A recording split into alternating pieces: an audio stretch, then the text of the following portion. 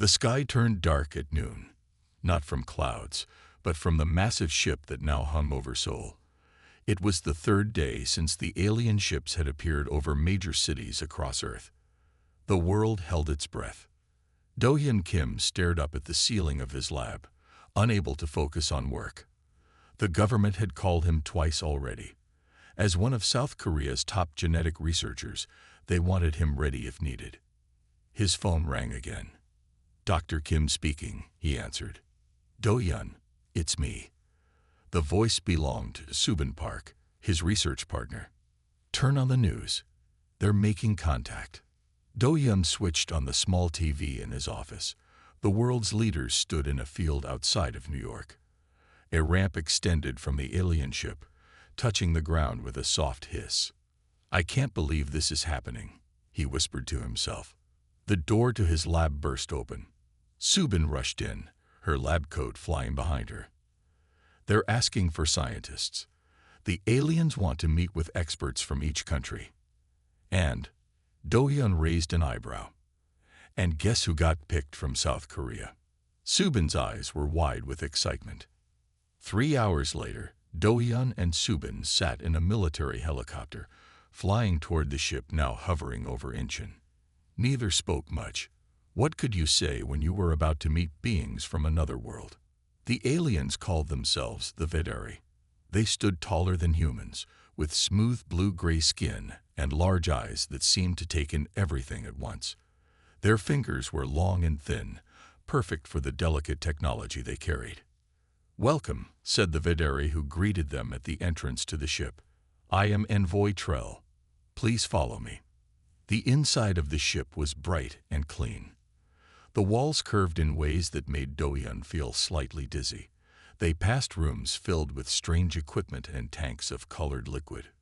Trell led them to a large round room where other humans, scientists from around the world, already waited. In the center stood a taller Vedari with markings on its neck.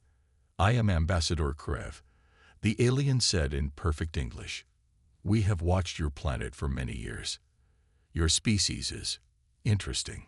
Do-hyun noticed how the ambassador's eyes narrowed slightly when saying this, like a teacher not sure if a student was gifted or trouble. "We come in peace," Krev continued. "We wish to learn from you and share some of our knowledge in return." Subin raised her hand. "What kind of knowledge?" "Medical advances, clean energy, space travel." Krev's long fingers tapped against a small device. "But first, we wish to understand you better. Your biology fascinates us." The ambassador walked around the room, looking at each scientist. "Humans evolved as predators, yet you built civilizations. You fight wars, yet create art. You are complex." Do-hyun felt a chill when Krev's eyes met his. There was something calculating in that gaze. "We request DNA samples from your species," Krev announced, "particularly from those you consider apex examples. Your athletes, your soldiers, your brightest minds." The scientists murmured among themselves. Do-hyun leaned toward Subin. "Why do they need our DNA?" "For our galactic database," Krev answered, hearing his whisper. "We catalog life forms across the stars. Your genetic code tells your evolutionary story." Later, as they toured the ship's science labs, Do-hyun pulled Subin aside. "Something feels wrong. They're too interested in our aggressive traits." Subin nodded slowly. "I noticed that too. The questions about our military history, our competitive nature." "Keep your eyes open," Do-hyun said quietly. "I don't think they're telling us everything." That night, back on Earth, Do-hyun couldn't sleep. The Vedari had invited them to return tomorrow to begin work. As he stared at his ceiling, he wondered what they really wanted with human DNA, and why they kept referring to humans as promising predators. The Vedari ship hummed softly as Do-hyun worked in the lab they had given him. It had been 2 weeks since first contact. Every day, he and Subin came to the ship to work with the aliens. The Vedari shared some basic medical knowledge, and in return, the human scientists collected DNA samples from volunteers. "This device can show you the inner workings of cells. A Vedere scientist named Lim explained, pointing to a small silver box. Much better than your microscopes. Do-Yun nodded politely, but his mind was elsewhere. Last night, he had noticed something strange. The Vedere took far more DNA samples than they shared with the human team. Where did these extra samples go? I need to use the restroom, Do-Yun said to Lim. The Vedere nodded and pointed down the hall. Once out of sight, Do-Yun quickly walked in the opposite direction. He had seen a locked door at the end of the east corridor. The Vedere never went there when humans were around. He reached the door and looked both ways. No one was watching. From his pocket, he took out a small device Subin had made. It copied the signal from the Vedere keycards. They had tested it yesterday when no one was looking. The door slid open with a soft hiss. Inside was a room filled with large glass tubes. Each tube held a small clump of cells floating in clear liquid. Do-Yun moved closer to look. On each tube was a label in Vedere language. He had learned some of their writing. The label said things like human, combat type, and human, intelligence type. A large screen on the wall showed what looked like plans for a human body, but with changes. The arms were stronger. The legs were faster. The brain was different. They're making weapons, Do-Yun whispered to himself. They're using our DNA to make living weapons. Suddenly, he heard voices coming down the hall. Quickly, he took pictures with his phone and slipped out through a side door. His heart pounded as he made his way back to the main lab. That evening, he showed the pictures to Subin in his apartment. They had checked it for listening devices first. Look at this, he said, pointing to one image. They're planning to clone humans, but make them more aggressive, more dangerous. Subin's face went pale. But why? They said they came in peace. I found this too, Do-Yun said, showing another picture. It showed a star map with 2 large areas marked in different colors. I think they're at war with someone. These Nexus Federation markings are all over their secret files. So they want to use human clones as soldiers. Subin shook her head in disbelief. We need to tell someone. Who would believe us? And what if the Vedere find out we know? Do-Yun stood up and paced around the room. We need proof. And we need to stop them somehow. Subin was quiet for a moment. Then she looked up with wide eyes. Wait. They don't have actual humans yet, right? Just DNA samples. Yes, but they've collected hundreds of samples already. From soldiers, athletes, even some scientists.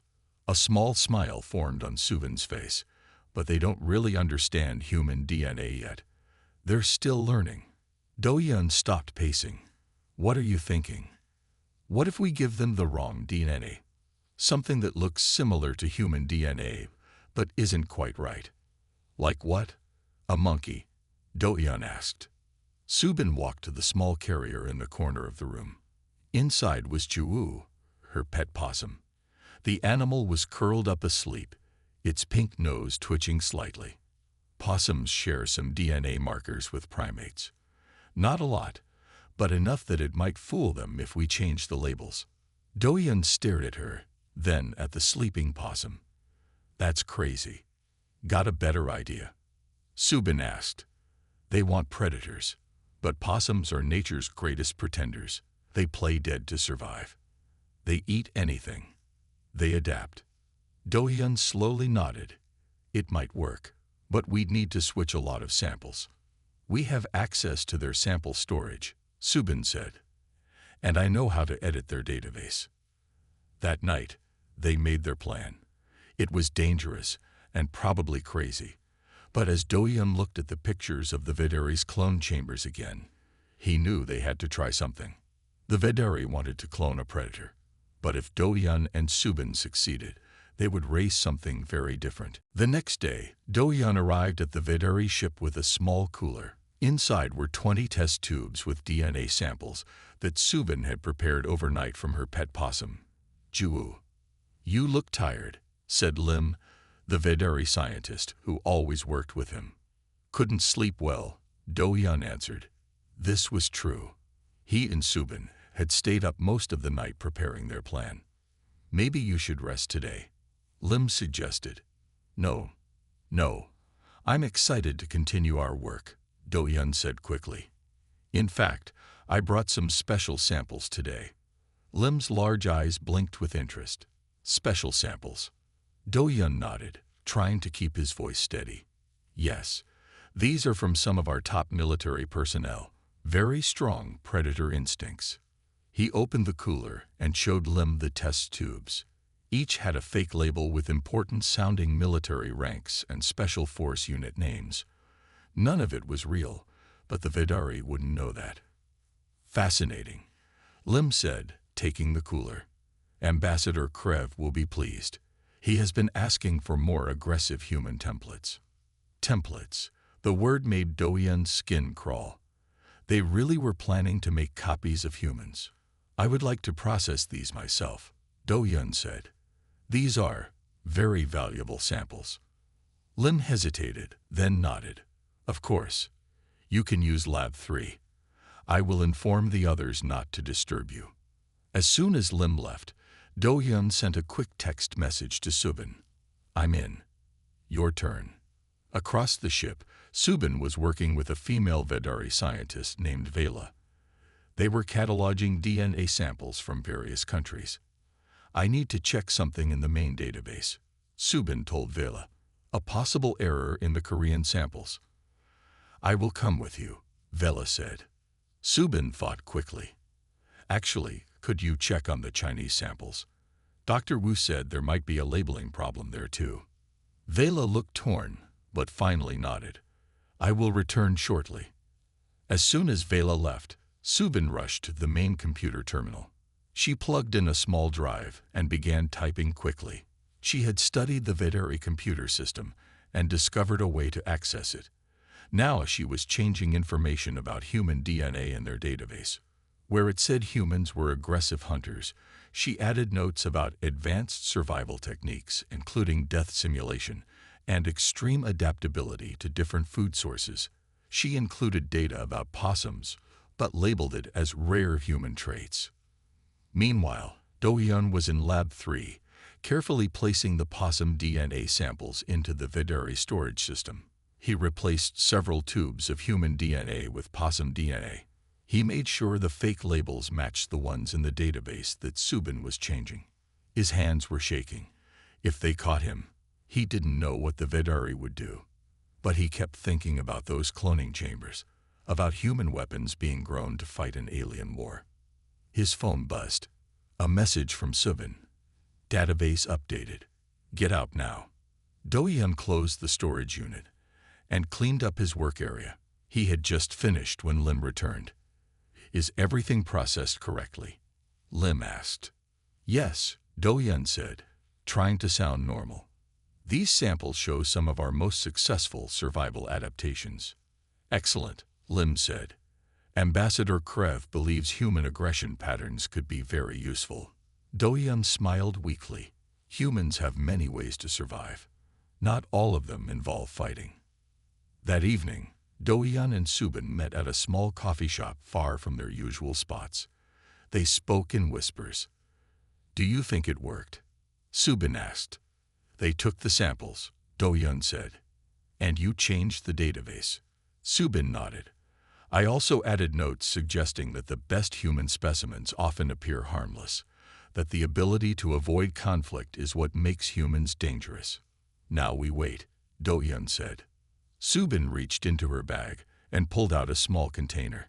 Inside was a piece of apple that Jiwoo had been eating. "I got more DNA, just in case they want more samples." Do-Hyun laughed softly. They wanted Earth's top predator. Instead, they're getting a creature that plays dead and eats garbage. "Let's hope they don't figure it out until it's too late," Subin said. Neither of them knew exactly what would happen next, but they had done something. They had fought back in their own way, and somewhere in the Vidari ship, scientists were already beginning to grow their first human clone. 6 months passed. The Vidari ships remained in Earth's orbit, and the scientific exchange continued. Do-Hyun and Subin visited the ship 3 times a week, always watching for signs that their deception had been discovered. But the aliens never mentioned anything strange. Then one day, Ambassador Krev called for a special meeting with all the human scientists. "Do you think they know?" Subin whispered as they rode the elevator up to the ship. Do-hyun shook his head. "If they knew, they wouldn't invite us back. They'd just disappear with what they have." When they arrived at the meeting room, Krev was standing with several other high-ranking Vedari.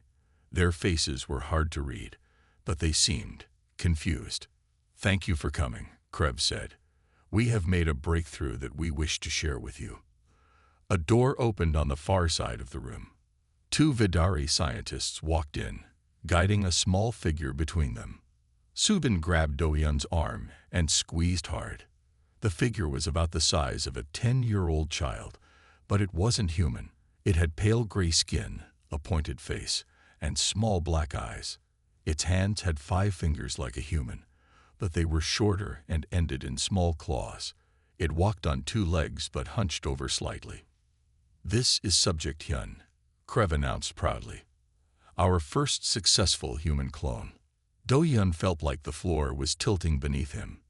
They had done it. They had actually created a possum-human hybrid. He glanced at Subin, whose face had gone completely white. "As you can see," Krev continued, "Subject Hyun has some unusual features. We believe these represent advanced evolutionary traits that are rare in the general human population." One of the Vedari scientists stepped forward. "Subject Hyun has shown remarkable abilities. It can eat almost anything. It has high resistance to disease, and it has an unusual defensive mechanism."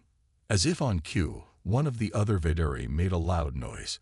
Subject Hyun immediately fell to the ground and lay completely still, its tongue hanging out. "It appears dead," the scientist explained. "But it is merely in a defensive state. It will revive when it feels safe again." Do-hyun bit his lip to keep from laughing or screaming. He wasn't sure which would come out. "We are puzzled by some aspects of its behavior," Krev admitted. "We expected more aggression based on human history. Instead, it seems to avoid conflict whenever possible." "How interesting," Do-hyun managed to say. Subject Hyun had recovered from its death and was now sniffing around the room. One of the Vedari offered it a piece of fruit, which it grabbed quickly and began to eat. "Its diet is very flexible," the scientist said. "It eats fruits, insects, small animals, and even things we would consider waste. Very adaptable," Subin added weakly. Krev turned to the human scientists. "We would like your insights on this specimen. What can you tell us about these traits? Are they common in certain human populations?" Do-hyun cleared his throat. "These are survival adaptations, very advanced ones. Playing dead to avoid conflict is an ancient human strategy," Subin added, finding her voice. "It shows great intelligence.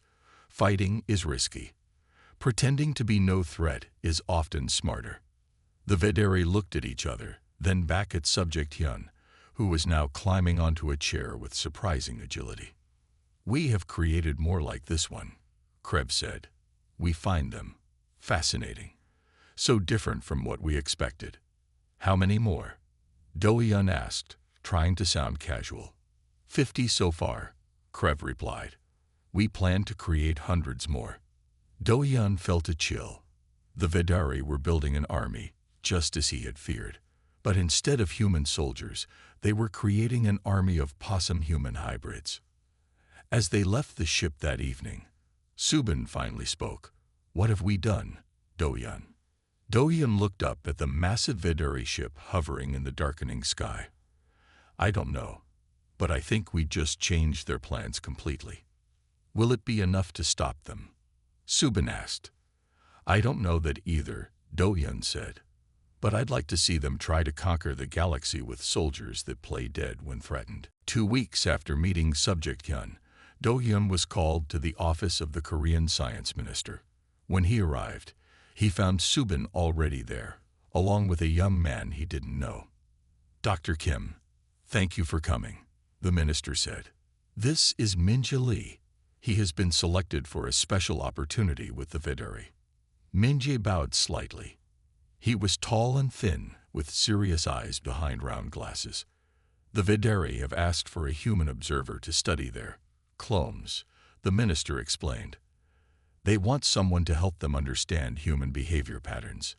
Do-hyun and Subin exchanged quick glances. Why me? Minje asked. I'm just a behavioral scientist with little experience. The minister smiled. The Vidari specifically requested someone who understands human adaptation strategies. Your work on survival behaviors in stressful environments made you their top choice. After the meeting, Do-hyun and Subin pulled Minje aside in the hallway. We need to talk to you, Do-hyun said in a low voice, privately. That evening, they met at Do-hyun's apartment. For an hour, they explained everything. The Vidari's true plans, the DNA switch, and what they had seen of Subject Hyun. Minje sat in stunned silence when they finished. So these clones, they're not human at all. They're Possum-human hybrids, Subin said. And the Vidari think they represent some kind of elite human type. This is crazy, Minje said, shaking his head. What am I supposed to do when I go up there? We need you to be our eyes, Do-hyun said. Find out what they're really doing with these clones, how many they have, what they plan to use them for. 3 days later, Minje boarded a shuttle to the Vidari mothership. He was given quarters in a new section of the ship called the Human Studies Wing. The first thing he noticed was how large it was. The wing had multiple levels, each with dozens of rooms, and in these rooms were the clones, hundreds of them. This is the nursery section, his Vidari guide, a scientist named Joel, explained. The younger subjects are kept here. Minje looked through a clear wall into a large room. 20 small, possum-like creatures were climbing on structures that looked like playground equipment. They moved with surprising speed and agility. They are quite playful, Joel said. Is this normal for human young? Yes, Minje said carefully. Human children love to climb and explore. Joel led him through more areas. There were rooms where the clones were fed different foods to test their preferences. There were rooms where they were exposed to various sounds and lights to test their reactions. And there was a large room where older clones were taught to use simple tools. This is our main research area, Joel said proudly. We are studying human adaptive strategies. In this room, Minje saw something that made him stop. A group of clones were being shown images of Vidari weapons. When the lights suddenly went bright and a loud sound played, every single clone immediately fell over and played dead. Fascinating defense mechanism, Joel said. We have observed this many times. Instead of fighting or fleeing, they pretend to be dead. Very effective against predators who only hunt living prey. Yes, very human, Minje said, trying to keep his face serious. Later that day, Minje was introduced to the chief Vidari researcher, Dr. Nara. She had been studying the clones for months. We have learned so much from these specimens, she told him. Humans are not what we expected. How so? Minje asked. Based on your history, we thought humans would be aggressive, territorial, Nara explained. But these subjects show remarkable restraint. They avoid conflict. They adapt to any food source. They cooperate with each other. Minje nodded. Those are important human traits. The playing dead behavior especially interests us, Nara continued. Our military strategists are studying it closely. Military strategists. Minje tried to keep his voice steady. Yes, all knowledge has potential applications, Nara said. We are at war, after all. That night, alone in his quarters, Minje sent an encrypted message back to Earth. They have hundreds. They're studying them for military use. But they still don't know they're not human. The deception was holding. For now, Minje had been on the Vidari ship for 3 weeks when the alarm started blaring. Red lights flashed through the corridors as he ran from his quarters to find Joel, his Vidari guide. What's happening? Minjay asked when he found Joel in the main research area. Joel's normally calm face looked worried. The Nexus Federation has attacked one of our outposts near your solar system. We are moving to defensive positions. Minjay felt cold fear wash over him. This was what Do-yeon had warned about, the war the Vedari were preparing for. What about the human subjects? Minjay asked. Joel's expression changed to something like pride. They are being deployed. Deployed. To fight. Minjay couldn't keep the shock from his voice. Yes, the first battle group is ready. Ambassador Krev has ordered their use. An hour later, Minjay stood in a large control room with several high-ranking Vedari. On a huge screen, they watched as a Vedari ship approached a space station that was under attack. Small fighter ships with the Nexus Federation symbol were firing at the station. Battle Group 1 is preparing to deploy, a Vedari officer announced. Ambassador Krev stood tall and proud at the front of the room. Today we will see if our investment in human genetics was worthwhile. The screen showed a hatch opening on the Vedari ship. A small transport vessel flew out, heading toward the station. Inside were 50 of the Possum human clones, each wearing simple body armor and carrying Vedari weapons. Subject team entering the station now, another officer reported. Everyone in the control room went quiet as the camera feed switched to inside the station. The clones moved in a group down a corridor. They moved quickly but stayed low to the ground. Suddenly, from around a corner, 3 Nexus Federation soldiers appeared.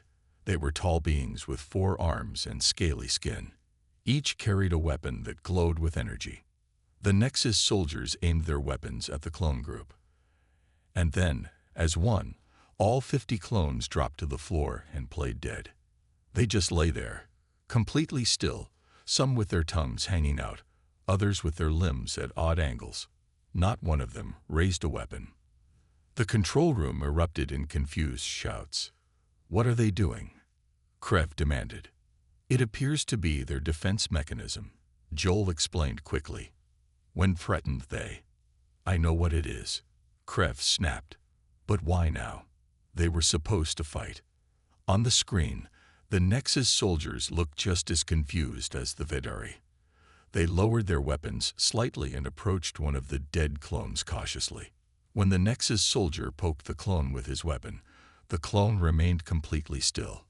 This is not what we expected, Joel said softly. The Nexus soldiers conferred with each other, clearly bewildered by what they had found. One of them spoke into a communication device. They're calling for reinforcements, a Vedari officer reported. They don't know what to make of our subjects. This delay in the Nexus attack gave the Vedari time to launch their real soldiers. While the Nexus forces were distracted by the strange dead beings they had encountered, Vedari troops entered the station from another dock and surrounded them. The battle was over in minutes, with the Nexus soldiers surrendering without much fight. They were too confused by what they had seen to mount an effective defense. Back in the control room, Ambassador Krev stared at the screen in disbelief. They won, he said slowly. By playing dead, they created confusion that let our forces gain the advantage. A most unexpected tactic, Joel agreed, but effective. Minjay watched as the clones eventually woke up from their death-like state when the Vedari soldiers arrived. They stood up, shook themselves off, and began exploring the station, sniffing at everything and picking up small objects that caught their interest. That night, Minjay sent another encrypted message to Earth. The clones were used in battle today. They played dead when threatened. The Vedari are calling it a successful new tactic, but they're confused. I don't think their plan is working as they expected. Far below on Earth, Do-yeon read the message and smiled. Possum's won, Vedari 0, he whispered to himself. News of the clone battle spread quickly through the Vedari ship. Minjay heard whispers everywhere he went. Some Vedari called it a brilliant strategy. Others were angry and confused. 3 days after the battle, Minjay was summoned to a meeting with Ambassador Krev. When he arrived, he was surprised to see Dr. Nera looking upset. Several other high-ranking Vedari stood around a table, their faces serious. "Mr. Lee, thank you for coming," Krebs said, his voice cold. "We have made a discovery that requires explanation." Minji's heart began to race. "What discovery, Ambassador?" Krebs pressed a button, and a hologram appeared above the table. It showed the DNA structure of one of the clones next to a standard human DNA chart. They were clearly different. "These are not human genetics," Krebs said flatly. "Our scientists finally did a complete comparison. The specimens we created are not human at all." Minji tried to keep his face calm. "I'm not a geneticist, Ambassador. I don't understand what you're showing me." "Someone gave us false samples," Dr. Nara said. "Someone replaced human DNA with something else. Something from Earth, but not human. We have called for your government to send a representative to explain this deception," Krebs continued. "They have agreed to send someone immediately." 2 hours later, a shuttle arrived from Earth. Minjae was shocked when Taehyun Choi walked in. Taehyun was Korea's new diplomatic representative to the Vederi. He was young for such an important job, but known for his quick thinking. "Ambassador Krebs," Taehyun bowed respectfully. "I understand there is a concern about the genetic samples provided." "Concern?" Krebs' voice rose. "It is sabotage. We were given animal DNA instead of human DNA. We wasted months of research. Our military plans were compromised." Taehyun remained calm. "May I ask what happened when these clones were used in battle?" Krebs seemed thrown by the question. They employed an unusual tactic. They appeared to lose consciousness when confronted by the enemy." "And this tactic," Taehyun asked, "was it successful?" "By accident only," Krebs said. "The enemy was confused by their behavior, which gave our real forces time to arrive." Taehyun nodded thoughtfully. "So these clones saved Vederi lives through a peaceful means. No blood was shed. That is not the point." Krebs slammed his hand on the table. "We were promised human DNA, predator DNA, for our defense." "Ambassador," Taehyun said softly, "may I ask what your original plan was for these clones?" The room went very quiet. Krebs and the other Vederi looked at each other. "We needed soldiers," Krebs finally admitted. "The Nexus Federation is powerful. We needed new strategies." "So you wanted to create human clones to fight and die in your war," Taehyun said, "without asking our permission." Krebs had no answer to this. Taehyun walked to the window, looking out at the stars. "Ambassador, perhaps there is a lesson here. The DNA you received came from an Earth creature called a possum.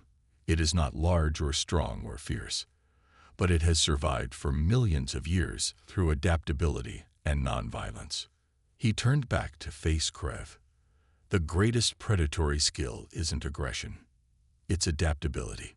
The ability to find unexpected solutions, to avoid unnecessary conflict. That is what has allowed humanity to survive and thrive." "You speak well," Krebs said, still angry but now also curious.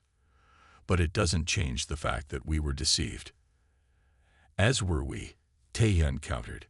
"You told us you wanted DNA for research, not for creating soldiers."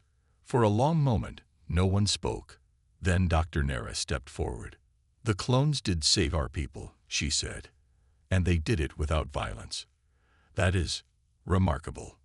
"Perhaps," Krebs said slowly, "there is more than one kind of strength." Taehyun nodded.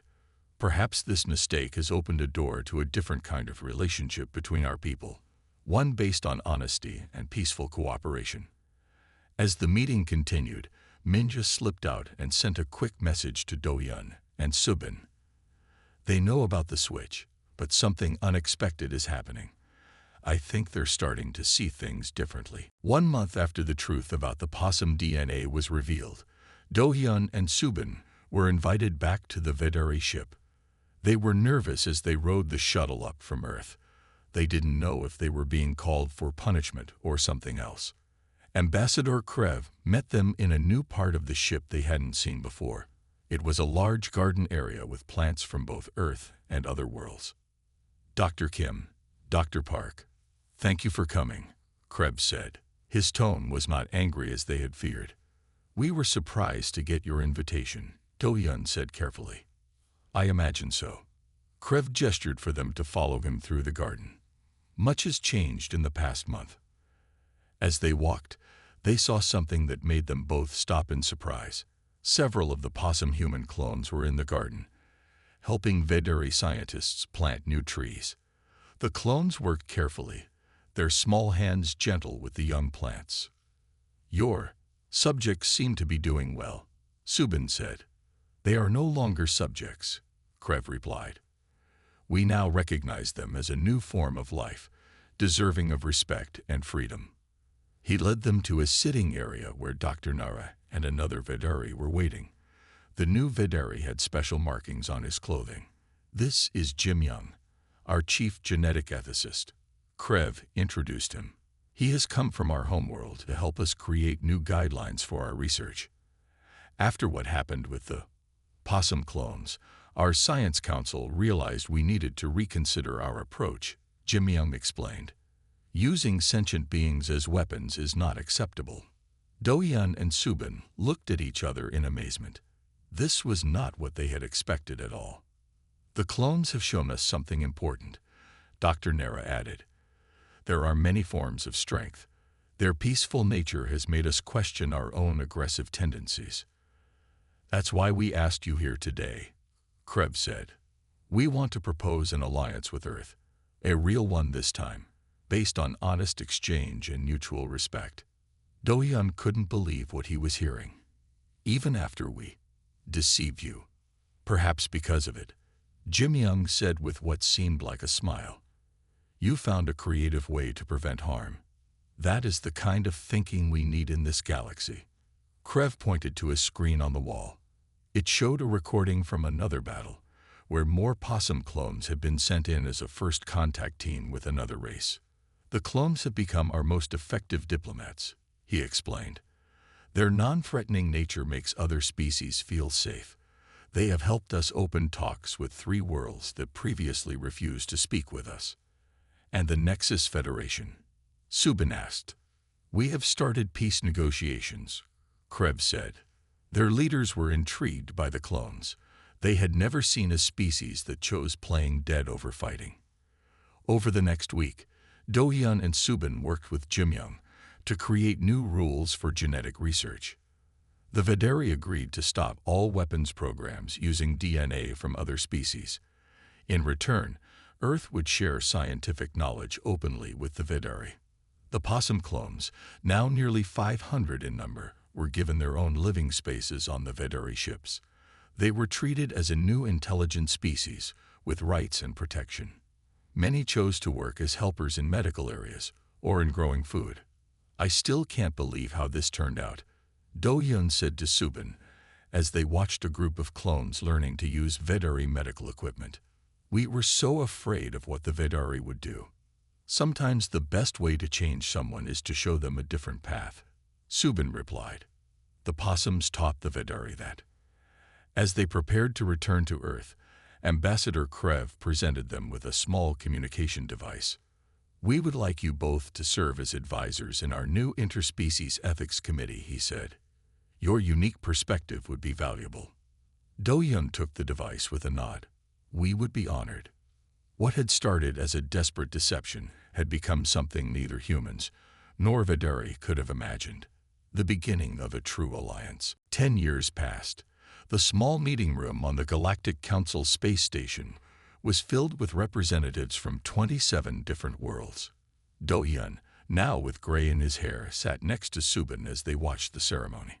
At the front of the room stood Subin's old pet Possum Juwoo, now very old but still alive in a special habitat case.